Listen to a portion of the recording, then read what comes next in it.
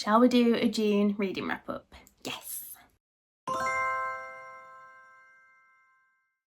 In the month of June, I read 4 books. There were 2 5-stars, 2 arcs, and I want to talk to you about them. So 4 books is quite good for me. If you didn't know already, hi, I'm Kate. I am a full-time employed marketer. I am a mum of a wild toddler, and I am also planning a wedding. So I am quite a realistic reader. I don't do readathons. You won't catch me reading 5 books in one day. I'd love to have the time, but I absolutely don't. So 4 books for me was quite good for the month of June. It averaged about 1 a week, and I had 2 5-star reads, which were the first 2 5-star reads of the entire year for me. So it was so exciting. Let's talk about them. The first 5-star book that I read in June was Arcana Academy. I'm not going to go into too much detail about this book because I think it's the type where you just read it and discover it for yourself. It was so good. It was a romantasy set in a world where there is tarot card magic. So you ink your tarot cards, meaning you like draw them and colour them in, you create them yourself, and then each card has a different magical ability, and the sort of like houses of the cards have different abilities. So swords has like a certain type of ability, cups has a certain type of ability, and there is, I think it's like playing cards, maybe there's 52, or I could be wrong, but there's quite a few cards in like the tarot deck, so there is lots of different abilities and magic in this world. FMC starts the story off in prison. She manages to escape, and then she is enlisted by the second born prince, so the spare, who also happens to be the headmaster of an academy meant for teaching these tarot card abilities. So he enlists her help, he enrolls her in the academy, and he makes her his fake fiance. So just off the back, we have a amazing, like, unique magic system. We have a fake dating trope. We also have an enemies to lovers trope. So she hates him. He might have played a part in her mother's death. He's also known as the like dark, mysterious and cruel prince. So it is just an amazing world that has been created for us as we dive into this story. I gave this book 5 stars because I loved everything about it. I loved the characters, I loved the pacing, I loved the magical, unique world that we dive into. I loved the fan family, the enemies to lovers. It's a slow burn, there's yearning. It was just a perfect romantasy for me. The ending was, I audibly gasped, like I gasped out loud. It was just incredible. If I'd had the second book sitting in front of me, I would have started it. I would have dived straight into it. It was perfect. It is one of those books where I'm absolutely gutted that it was an arc, because I'm like really grateful, but I got to read it before it was released. I think it's released the 22nd of July, so this month. And now I'm gonna have to wait forever for the second. Like, if I had the second, I would have started it straight away. But hey ho. So that was Arcana Academy, and I gave it 5 stars. My second book of June and my second 5-star read of the year was Diabound. You've probably seen this everywhere online in the book communities. 5 stars for a reason. It was great. It was just, again, everything I love in a romantasy. There were trials, there were bonding, there was a dark, broody MMC who was tattooed and he was mean, and there is a world that's unique that we still don't know a lot about. There is some good world building in this, but obviously it's part of a trilogy, I believe, so there will be even more veiled to us as we go through the series.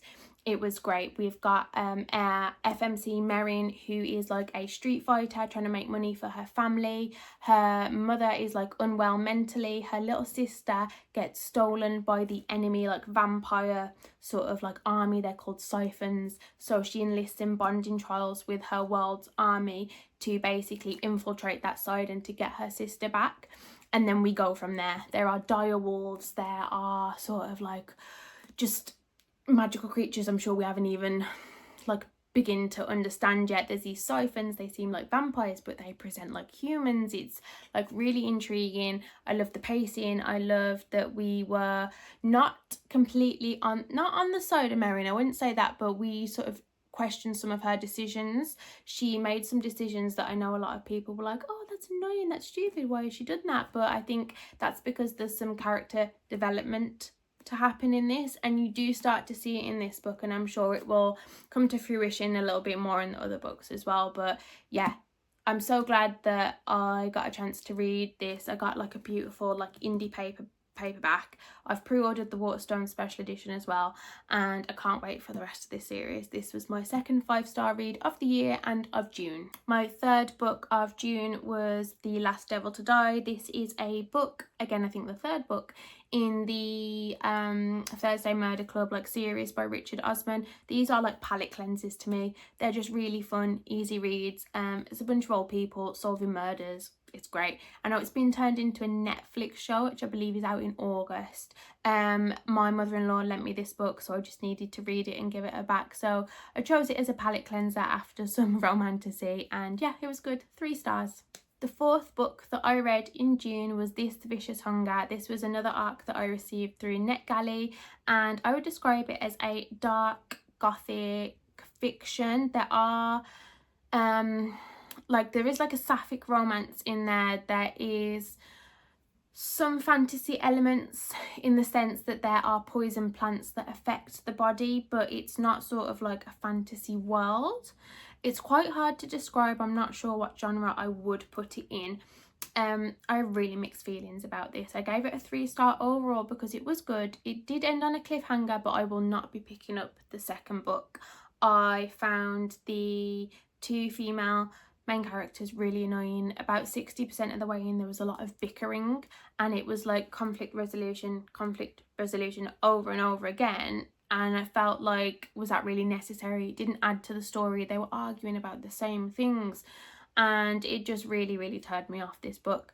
I think the idea of these poisonous plants and what they could do for humanity was like a really interesting part of the story, but for me it came too late in the book and it just wasn't focused on enough. I understand that there's a romance element that we had to obviously explore, but the like constant conflict and resolution repetition took over too much for me towards the end of the book and ruined it a little bit.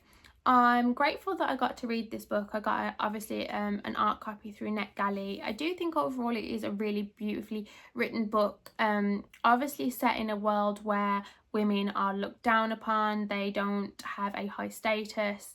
But again, that's not really explored. It is mentioned throughout, and at the start we talk a lot about like grief and how the grieving process works for women, but it's not built upon really. There's just not enough world building. We don't find out a lot about this world. Lots of different places are mentioned. There's no maps, there's nothing to really like pull us into that world. So I gave it 3 stars. I probably wouldn't recommend it to any of my friends that I know sort of read similar genres to me. I just don't think they would enjoy it, but you might enjoy it, so it's totally up to you. Those were the 4 books that I read in the month of June. I was really happy with 4 books. I had a really busy month. I am really busy planning a wedding that is happening next month, and I've picked 5 books and an ARC to read for July, and hopefully I'll post some like update videos throughout the month so you can see how I'm getting on, and I'd love to know what you guys are reading in the month of July and what you read in June.